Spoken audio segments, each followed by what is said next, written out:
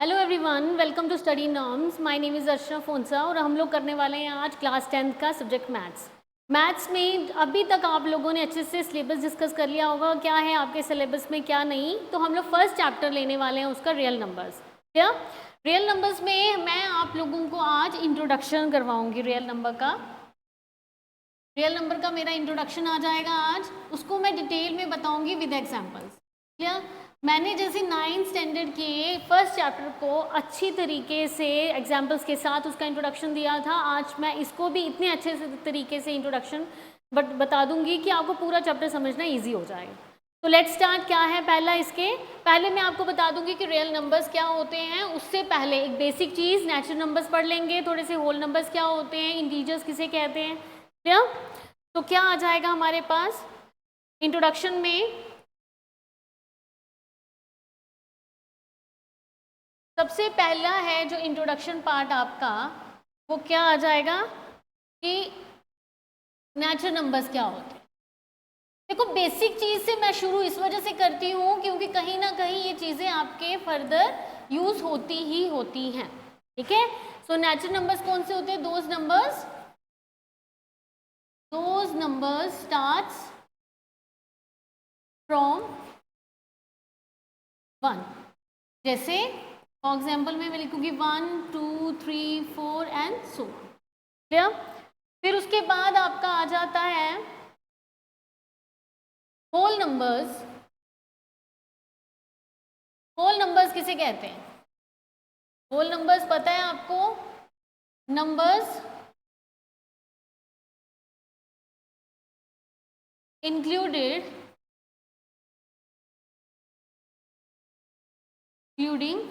Zero and natural number. Zero और natural number को मिला के हमारे होल नंबर्स बनते हैं। फॉर एग्जाम्पल क्या आ जाएगा आपका? मैं लिखूंगी वो नंबर जो स्टार्ट होते हैं जीरो से, 0 1 2 3 4 एंड सो ऑन।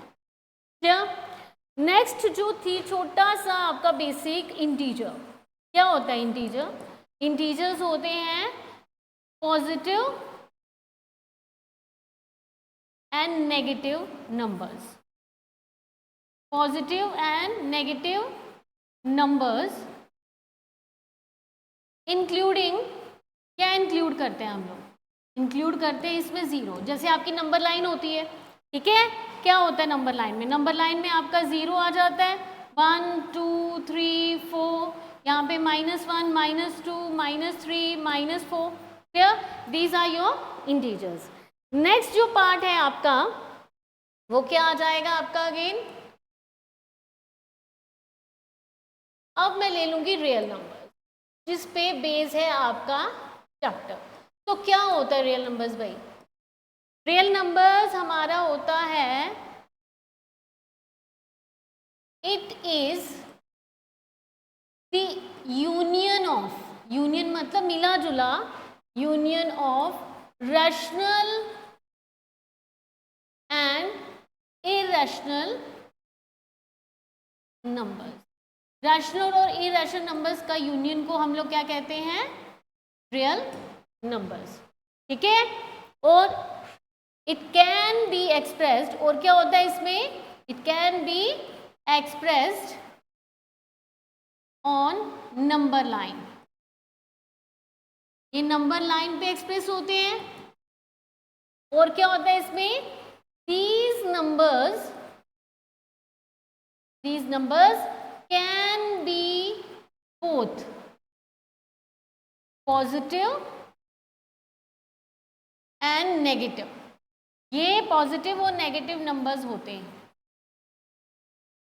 या एक एग्जांपल देखिए, मैं नंबर लाइन पे एग्जांपल देती हूँ आपको। जैसे ये हमारी नंबर लाइन आ गई, ठीक है, ये 0 1 2 3 4, ठीक है, -1 -2 -3 एंड -4। अगर मेरे पास एक पॉइंट है, क्या पॉइंट है भाई? मेरे पास पॉइंट है जैसे 3/2 मुझे यहाँ पे करना है डोनेट, तो हमारे नंबर लाइन पे हो जाएगा। And 3/2 is your rational number. ये क्या है? हमारा रैशनल नंबर है। क्लियर? उसी तरीके से √2 इसमें हो जाएगा, √3 भी हो जाता है, √5 भी हो जाता है। और ये तीनों के तीनों क्या है हमारे इरेशनल नंबर। ये क्या है हमारे इरेशनल नंबर। अगर आपको 9th का मैथ का याद हो तो उसके फर्स्ट चैप्टर में ही आपका रैशनल और इरेशनल को उसने अच्छे से डिस्क्राइब किया है, और उसी में आप लोगों ने रैशनल नंबर्स को और इरेशनल नंबर्स को दोनों को ही आपने नंबर लाइन पे भी ड्रॉ करके बताया। तो हम लोग ये कह सकते हैं कि हमारे रियल नंबर जो होता है वो यूनियन होता है रैशनल और इरेशनल का। It can be express on number line हो सकता है, और ये पॉजिटिव भी होते हैं और नेगेटिव भी होते हैं इरेशनल रियल नंबर्स हमारे। ठीक है, ये था एक पार्ट हमारा किसका इंट्रोडक्शन का, रियल नंबर्स की इंट्रोडक्शन का, जो आपको पता होना चाहिए। नेक्स्ट जो पार्ट है इसका वो है fundamental theorem of arithmetic. Fundamental theorem of arithmetic क्या कहती है? फंडामेंटल थ्योरम ऑफ अर्थमेटिक कहती है कि कोई भी कंपोजिट नंबर जो होगा ना, कोई भी कंपोजिट नंबर्स क्या होते हैं हमारे? कंपोजिट नंबर्स और प्राइम नंबर्स क्या होते हैं? कंपोजिट नंबर्स और प्राइम नंबर्स क्या होते हैं?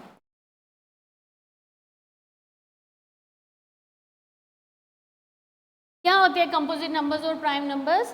देखो, कंपोजिट नंबर जिसके मोर देन 2 फैक्टर्स होते हैं, मोर देन 2 फैक्टर्स, और प्राइम नंबर्स वो होते हैं जिनके 2 फैक्टर्स होते हैं।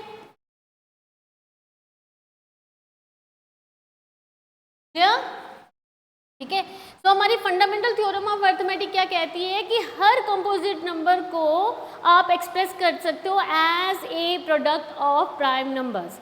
ठीक है, हमारा क्या कहती है हमारी फंडामेंटल थ्योरम ऑफ अर्थमेटिक? ये कहेगी कि every composite number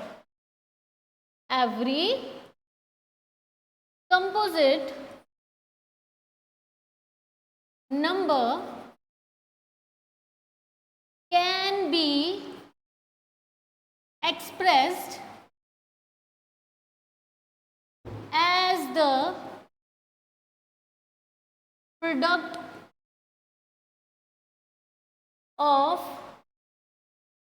prime number। एक एग्जाम्पल देती हूं मैं आप लोगों को। जैसे एग्जाम्पल क्या ले लूंगी मैं एग्जाम्पल ले लूंगी। फॉर एग्जाम्पल मैंने ले लिया 66 और 420। ठीक है, 66 और 420 को मैं क्या करूंगी, मैंने इसके फैक्टर्स निकालने हैं, तो करिए जरा 66 को।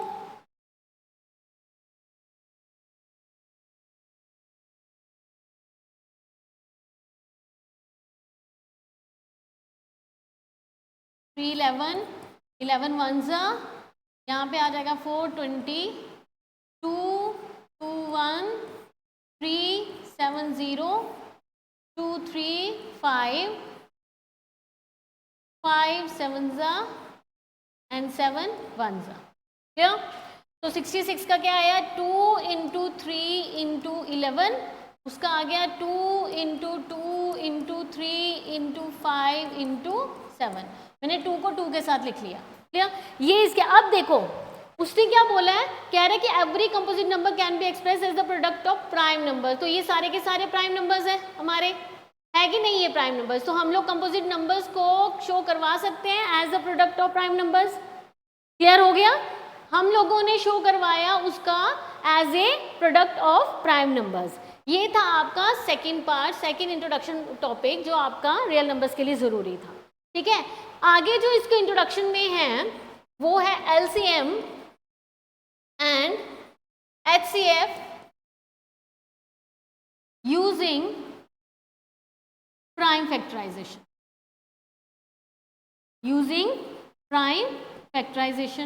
अब प्राइम फैक्टराइजेशन यूज करके आपने एलसीएम और एचसीएफ निकालना है। भाई कैसे निकालेंगे हम एलसीएम और एचसीएफ? प्राइम फैक्टराइजेशन से हम यही नंबर ले लेते हैं 66, पहला नंबर आ गया, तो इसके फैक्टर्स निकाले हुए हमने। जब भी हम लोगों को एलसीएम निकालना है, ठीक है, जब भी एलसीएम निकालेंगे तो हम दोनों नंबर्स का साथ में निकालेंगे तो इजी हो जाएगा हमारे लिए एलसीएम निकालना। हम लोग क्या करेंगे, यहाँ पे 66 और 420 का एलसीएम निकाल लेते हैं, 2 से जाएगा। ठीक है, अगेन 3 से 3 11 जा 3 70 जा, फिर 11 ख़त्म कर लेते हैं, यहाँ से 70 का 70 आ गया, फिर यहाँ पे 70 था, यहाँ 1 तो 2 से 35 जा, फिर 5 से 5 7 जा और 7 1 जा। क्लियर? सो हम लोग क्या लिखेंगे, LCM ऑफ 66 और 420 क्या आ जाएगा हमारे पास, 2 into 3 into 2 into 5 into 7 into 11। ठीक है, ये कितना आएगा, 6 6 2 12 35 और 11।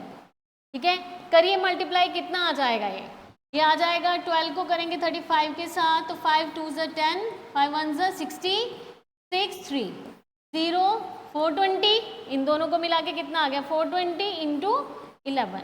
ठीक है, अब मैं किसको करूंगी, 420 को 11 के साथ कर लूंगी। ठीक है, करिए 420 into 11 024 024 which is equals to 4620, यानी इसका एलसीएम कितना आया 4620। ये आपका एलसीएम आ गया किसका, 66 और 420 का। ठीक है, ये प्राइम फैक्टराइजेशन यूज करके मैंने निकाला। अब अगर मुझे एचसीएफ निकालना है इनका, मैंने एलसीएम निकाल दिया, एचसीएफ कैसे निकालूंगी मैं, एलसीएम निकालूंगी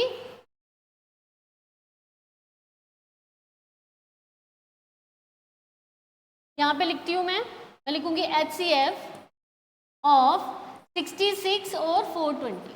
अब इस केस में अलग अलग हम फैक्टर निकालेंगे दोनों के। हम लोग क्या करेंगे, 66 को अलग से जैसे पहले निकाला था,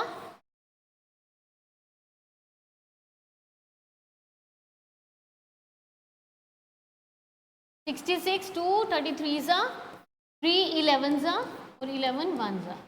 ठीक है, 420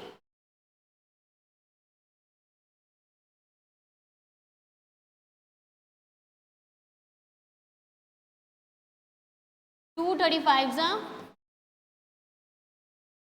5 7 then 7 1 जा। तो आपका 66 के क्या फैक्टर्स आ गए, 2 इंटू 3 इंटू 11 और ये आपके 420 के क्या आ गए, 2 इंटू 3 इंटू 2 इंटू 5 इंटू 7। तो हाईएस्ट कॉमन फैक्टर यानी एचसीएफ ऑफ 66 और 420 कितना आ गया आपका बेटा, आप दो एक तो ये कॉमन आ गया दोनों में, एक ये कॉमन आ गया, यानी 2 into 3 which is equals to 6। ठीक है, आपका एलसीएम आ गया 4620 और एचसीएफ आ गया 6। क्लियर हो गया।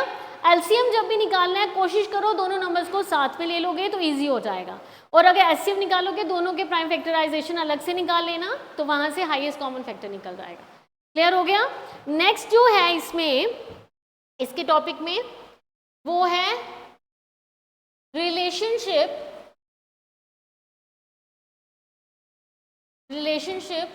Between HCF and LCM। इन दोनों का रिलेशनशिप कैसे निकालना है हम लोगों ने, उसके लिए एक पर्टिकुलर फॉर्मूला दिया हुआ है आपकी बुक में। क्या दिया हुआ है फॉर्मूला, कि product of two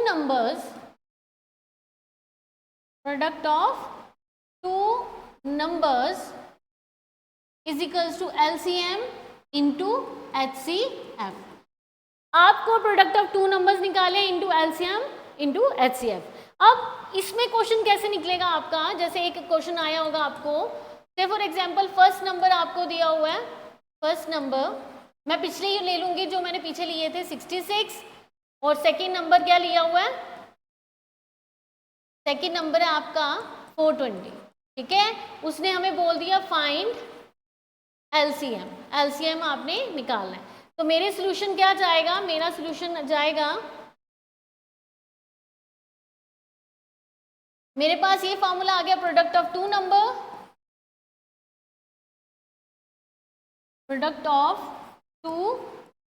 numbers is equals to LCM into HCF। ठीक है, दो नंबर्स क्या क्या है, 66 इंटू 420, एलसीएम हमें निकालने के लिए उसने बोला, एचसीएफ आपने कितना निकाला था 6, ठीक है। कोई भी नंबर आएगा आपको एलसीएम और एचसीएफ अगर उसका दिया होगा तो ठीक है, अदरवाइज एक चीज़ तो निकालनी पड़ेगी आप लोगों को, ठीक है। तो आप लोगों ने ऐसे कर लेना है, ये 6 यहाँ पे मल्टीप्लाई हो रहा है, यहाँ पे आके क्या कर देंगे उसको डिवाइड 6 इंटू एलसीएम, तो ये आ गया इसका 11 के साथ, 11 into 420 is equals to LCM, करिए ज़रा मल्टीप्लाई, एलसीएम कितना आया था हमने 420 को जब 11 के साथ करा था, एलसीएम इज इक्वल्स टू हमारा आ गया था कुछ 4620, ठीक है, आया था 4620, ये आ गया हमारा। एक तो इस तरीके के क्वेश्चंस आएंगे आपको, जितने भी मैंने इंट्रोडक्शन पार्ट में आपको करवाती हूँ ना, ये सारे के सारे क्वेश्चंस आपके एक्सरसाइजेस में डिस्कस किए होते हैं, ठीक है। नेक्स्ट जो है इसमें आपका लास्ट पार्ट जो बनता है इसमें, वो क्या है आपका, वो है आप लोगों का इरेशनल नंबर्स को प्रूव करना। तो उसका क्या है, उसका क्वेश्चन कुछ इस तरीके से आएगा आपको, वो सेकंड एक्सरसाइज में होगा। जैसे हमें दिया होगा क्वेश्चन उसने, prove √2 is irrational, √2 is a irrational, ऐसा क्वेश्चन आया होगा आपको, ठीक है। देखो हमें पता है कि √2 इरेशनल है, लेकिन स्टिल उसने प्रूव करने के लिए हमें बोला, ठीक है।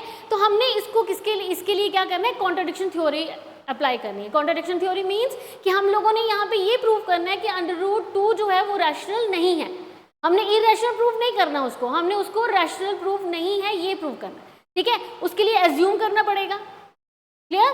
तो कुछ स्टेप्स हैं वही आपके एक्सरसाइज के क्वेश्चंस में भी फॉलो अप होंगे। हम लोग क्या करेंगे, assume, let us assume √2, assume the contrary, that √2 is a rational। हमने ये माना कि √2 क्या है, रैशनल है। अगर हमने माना है, ठीक है, तो उसको इस गलत प्रूव करना है हम लोगों ने। हम लोग क्या लिखेंगे, √2 को a/b के बराबर, और a/b क्या है, a एंड b आर को प्राइम। अब को प्राइम नंबर कौन से होते हैं, जिसमें 1 के अलावा कोई और कॉमन फैक्टर नहीं होता, जिसके पास 1 के अलावा कोई और कॉमन फैक्टर नहीं होता। तो a और b मैंने वो नंबर्स ले लिए जिसको 1 के अलावा कोई और कॉमन फैक्टर नहीं है, ठीक है। अब √2 को मैं b के साथ मल्टीप्लाई करूंगी इज इक्वल्स टू a, तो यहाँ पे मैं नेक्स्ट स्टेप में इसका स्केयरिंग बोथ साइड कर लूंगी, स्केयरिंग बोथ साइड, क्या बन जाएगा मेरे पास, √2b का whole square is equals to a का स्क्वायर, ये स्क्वायर इसके साथ कट गया, ये 2b का square is equals to a का स्क्वायर, ठीक है। अब यहाँ पे देखो 2b का square is equals to a का स्क्वायर, अगर मैं 2 यहाँ पे मल्टीप्लाई हो रहा है, यहाँ पे आके डिवाइड हो सकता है कि नहीं, इसका अगर मैं नेक्स्ट स्टेप लिखूंगी तो कुछ ऐसे हो जाएगा, b square is equals to a square upon 2, that means कि ये जो है a स्क्वायर जो है ये 2 के साथ मेरा डिवाइड हो रहा है। बट अभी हमने क्या अज्यूम किया था कि a और b के तो सिर्फ 1 के अलावा कोई और कॉमन फैक्टर हो नहीं सकता, ठीक है, हमने यही प्रूव किया था। तो हम लोग क्या करेंगे, यहाँ पे लिखेंगे a square is divisible by 2, that means कि a is also divisible by 2, a भी डिवाइड हो रहा है 2 के साथ, डिविजिबल बाय 2, ठीक है। This is your equation first, यहाँ तक क्लियर हो गया। मैंने भाई प्रूव कर दिया कि 2 से a डिवाइड हो सकता है, ठीक है। अच्छा, अगर मैं a को a is equals to 2c ले लूँ यहाँ पे, और c is an any integer, c is an integer, c कोई भी इंटीजर ले सकती हूँ मैं, c कोई इंटीजर आ गया तो a को मैं 2c के बराबर ले लूँ। मेरे पास इक्वेशन क्या थी, मेरे पास थी 2b का square is equals to a का स्क्वायर, पर a किसके बराबर मैंने लिया हुआ है, a बराबर लिया 2c के, ये आ जाएगा 2c का होल स्क्वायर, ठीक है, 2c का होल स्क्वायर मेरा आ गया।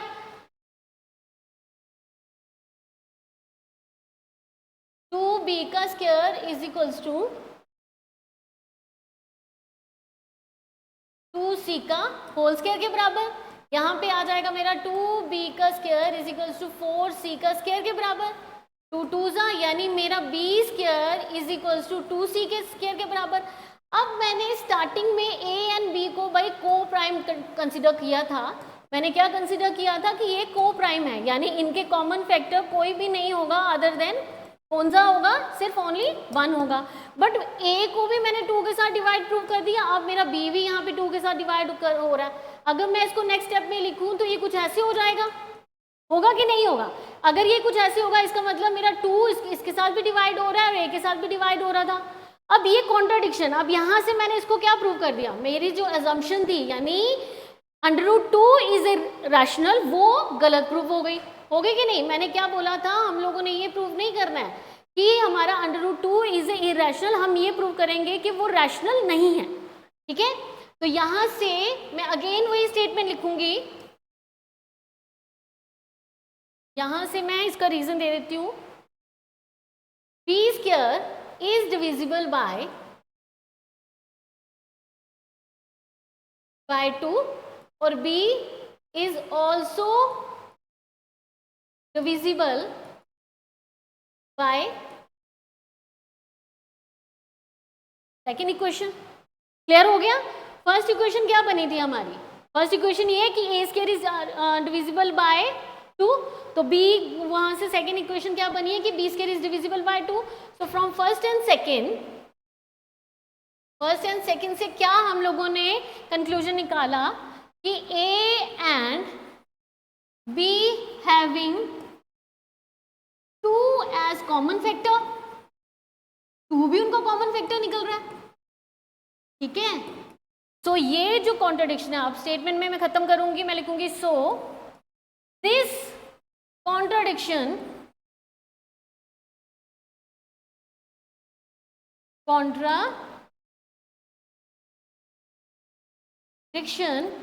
arise because of our wrong assumption,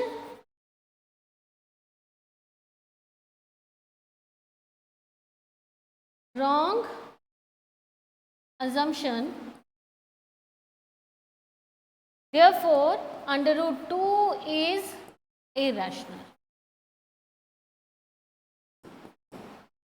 ये आपका प्रूफ हो गया। इस तरह के क्वेश्चंस आपको सेकंड एक्सरसाइज में देखने को मिलेंगे, अगर यही स्टेप फॉलो अप करके आपने वो करना है। अगर आपको मेरी आज की वीडियो में हर एक चीज़ कंसेप्ट क्लियर हो गया है ना, फिर तो मज़े से आप पूरा चैप्टर कर सकते हो, फिर कोई इशू नहीं है, बहुत इजी चैप्टर है। एलसीएम है, एचसीएफ है, रिलेशनशिप दिया हुआ है, product of 2 numbers is equals to LCM into HCF दिया हुआ है, वहाँ पे फंडामेंटल थ्योरम दी हुई है, नथिंग एल्स, कुछ भी नहीं है। बहुत मज़ा आएगा करने में। प्राइम फैक्टराइजेशन जो आप बचपन से पढ़ते आ रहे हो वो सारा इसमें आया हुआ है। तो आई होप गाइस कि आपको आज का इंट्रोडक्शन पार्ट ठीक लगा होगा, क्योंकि मैं कल से आपका एक्सरसाइज 1.1 पे आऊँगी, ठीक है? सो अगर आपको अच्छी लगे डू लाइक एंड सब्सक्राइब। एक और बात, अगर आपको ऑफलाइन ज्वाइन करना चाहते हो मुझे, आप लोग मेरे नोट्स लेना चाहते हो, तो प्लीज़ विजिट करिए स्टडी नॉन्स में, जो है opposite science college canal road Jammu में। तो that's all for the day. मैं बहुत जल्द मिलूंगी आपसे एक्सरसाइज 1.1 लेके। Till then bye and take care.